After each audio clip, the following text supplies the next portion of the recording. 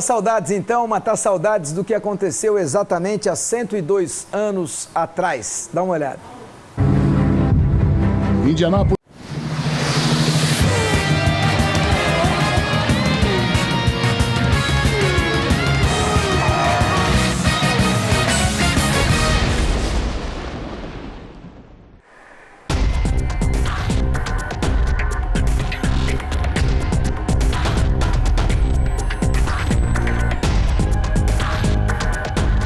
Olá pessoal, boa tarde, estamos juntos, sempre aqui neste dia especial de Polyday para você, 97ª edição das 500 milhas de Indianápolis. Hoje é o grande dia, esse dia especial onde o Pole Position será conhecido, Pole Position desta que é a 97ª edição da mais tradicional prova do automobilismo mundial, prova disputada nesse templo sagrado chamado Indianápolis, nesse templo de 2,5 milhas.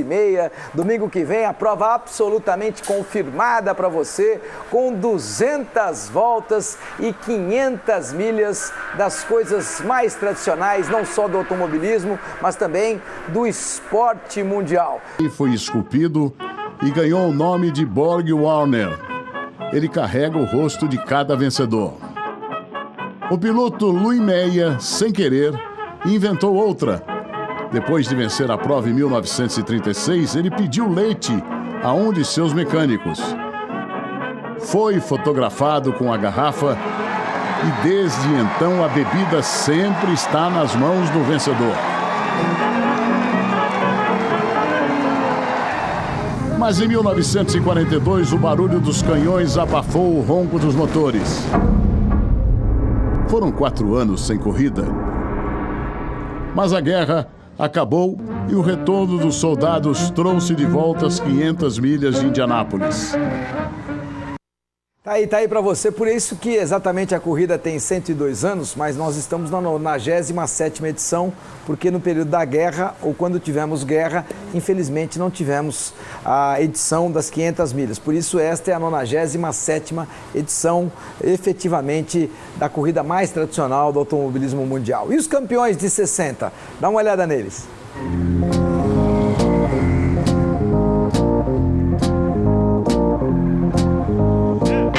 Em 1961, uma das maiores lendas de Indianápolis começou a ser escrita. A.J. Foyt venceu pela primeira vez a corrida que transformou seu nome em sinônimo de velocidade. No ano seguinte, 65, Jim Clark, com a Lotus Verde número 82, levou a melhor.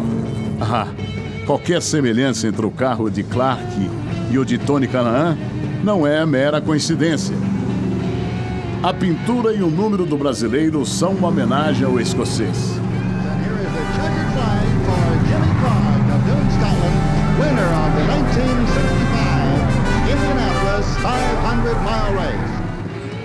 E tem outro detalhe. Essa vitória de Clark foi a primeira de um carro com o motor na parte traseira. Os anos 60 marcam a virada na história de Indianápolis. Todos os principais pilotos do mundo começam a participar da corrida. Um deles foi Graham Hill, campeão da Fórmula 1, que venceu as 500 milhas em 66. O ano seguinte, 67, foi pela terceira vez de A.J. Foyt.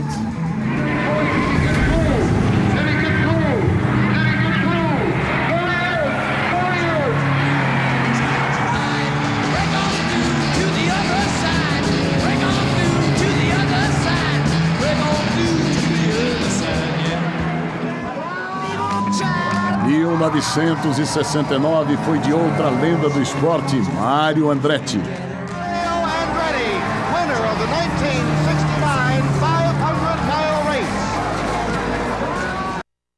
Estamos matando saudades dos grandes campeões, os momentos históricos das 500 milhas. E você viu aí, terminamos com Mario Andretti, campeão em 1969. Campeões de 1970, só aqui no Band Esportes, para você. Vieram os anos 70. gentlemen, start your engine.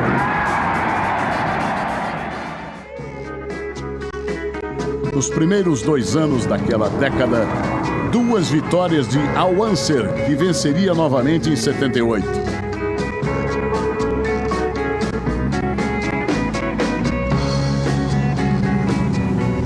A evolução dos carros era evidente. Apareceram as asas traseiras.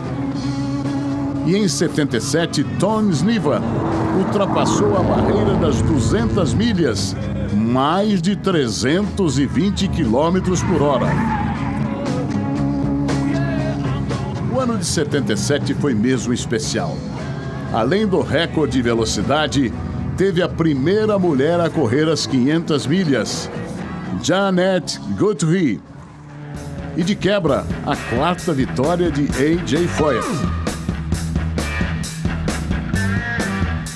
No último ano daquela década apareceu um nome que dominaria os anos 80, Rick Mears. Campeões de 1970 para você, com destaque todo especial para Rick Mears, que até hoje é um dos grandes consultores da equipe Penske, foi um dos maiores vencedores da década de 70, participou durante muito tempo também de uma equipe que tinha o brasileiro Emerson Fittipaldi na ponta. E os campeões de 1980, dá uma olhada.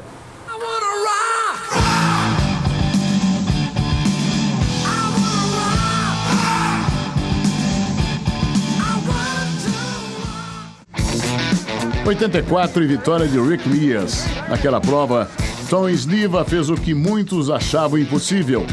Quebrou a barreira das 210 milhas, mais de 337 quilômetros por hora.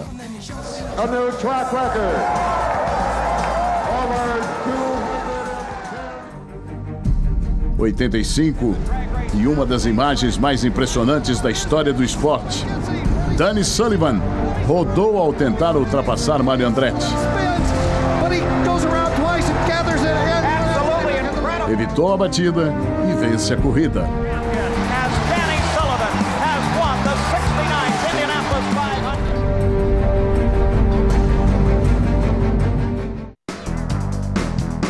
No ano seguinte foi a vez de Bobby Rahal.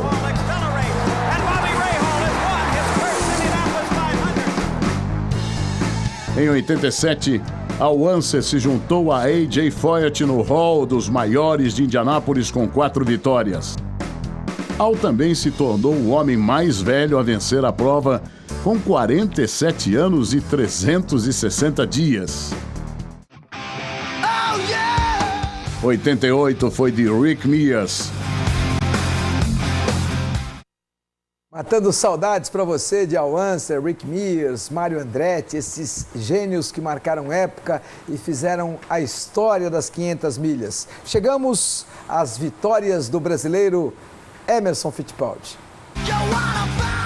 Em 89, as 500 milhas de Indianápolis passaram a existir para os brasileiros. A Band transmitiu ao vivo a vitória de Emerson Fittipaldi. 89 foi um ano muito especial.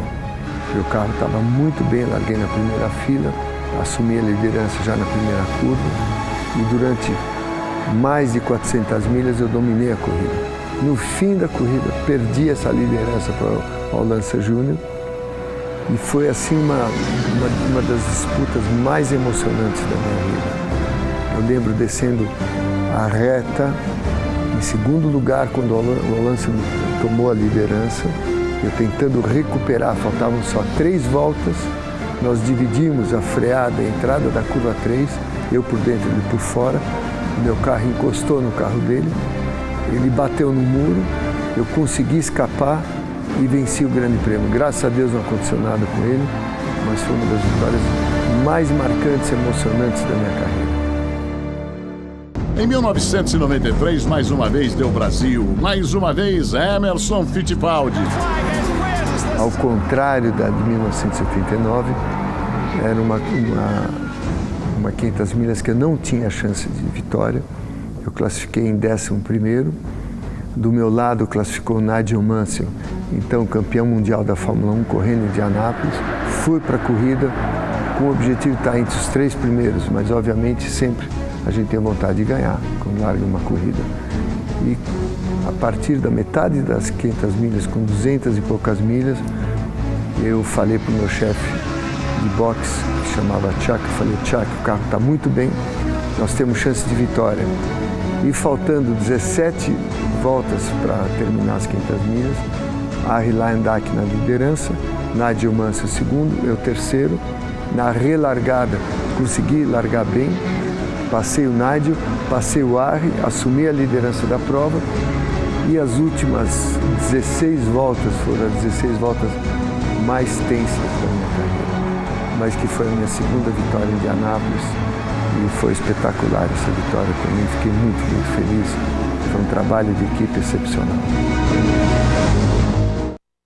E nós tivemos a honra de estarmos lá, tanto em 89 quanto em 93, até em 92, quando o Roberto Guerreiro, me lembra bem, o André Santos, quando o Roberto Guerreiro foi o pole position, me lembro muito bem, fizemos um especial com o Roberto Guerreiro, que foi o pole position daquela edição de 92, e aí, na volta de apresentação para a largada das 500 milhas, acabou rodando.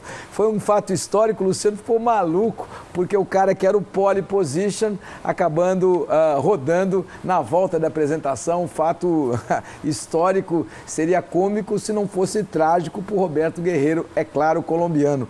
Mas o que me marcou mesmo foram as vitórias incríveis do Emerson Fittipaldi, em 1989, foi uma história muito interessante, muito especial na minha vida, porque a gente subiu no pódio, o pódio de Indianápolis é um pódio que ele sobe junto com o carro, então você tem um elevador que sobe no pódio o piloto, a principal pessoa da família dele que estiver lá, o chefe da equipe, o dono da equipe e o repórter da ABC.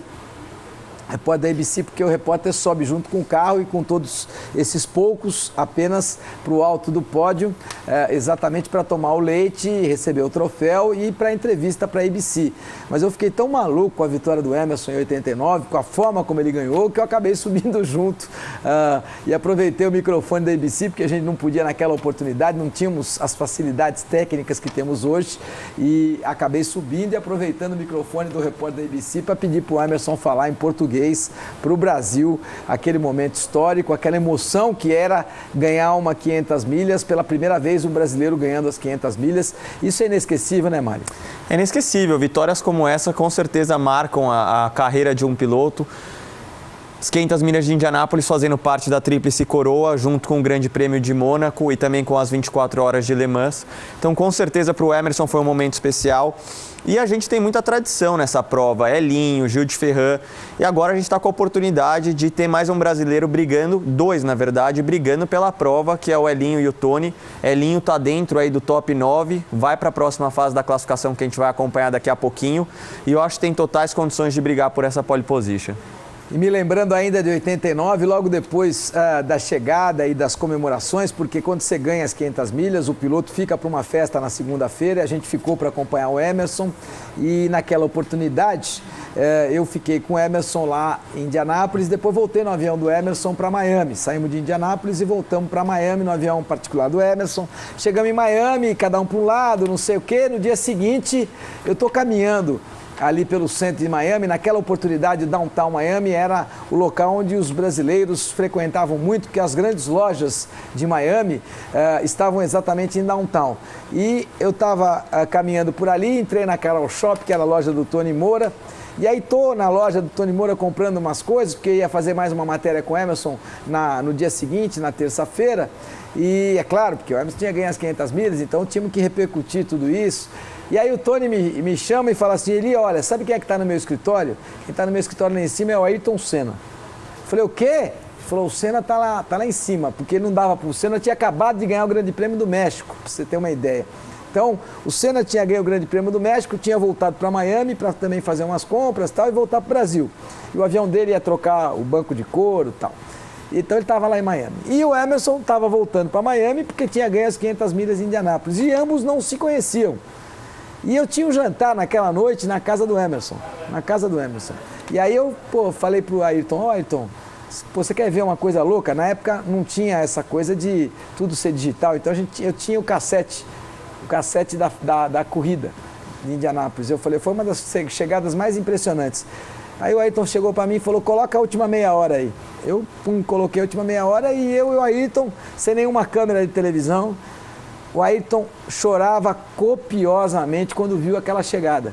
Porque foi uma chegada tão maluca, tão impressionante, tão complicada, tão difícil. E o cara, como piloto, sabe o que é aquilo, né? A 360 por hora, né? Então, aquilo foi uma coisa tão marcante na minha vida e que nunca ficou registrado. E eu fico feliz que não tenha ficado registrado, porque seria uma covardia com a Ayrton a gente filmar aquele momento. Tão emocionado que ele ficou com a chegada da prova. E depois a gente acabou aproximando o Ayrton do Emerson. E eles foram capa de uma revista que a gente tinha aqui, que era a revista Show do Esporte. Eles foram capa, eu fiz uma matéria com os dois e eles acabaram ficando grandes amigos e a história depois seguiu naturalmente, mas tudo começou ali. E o Ayrton, que não chegou a competir na Fórmula Indy, mas testou de Fórmula Indy. Ele testou o carro, se eu não me engano, até foi um carro da Penske, deve ter sido o Emerson, claro, provavelmente futuramente, que levou ele para fazer esse teste. Mas as provas de oval, como você falou, principalmente as 500 milhas de Indianápolis, são as provas que nos dão os finais mais emocionantes. A gente teve isso há 2 anos atrás, quando o J.R. Hildebrand bateu na última curva e o falecido Dan Wheldon acabou vencendo.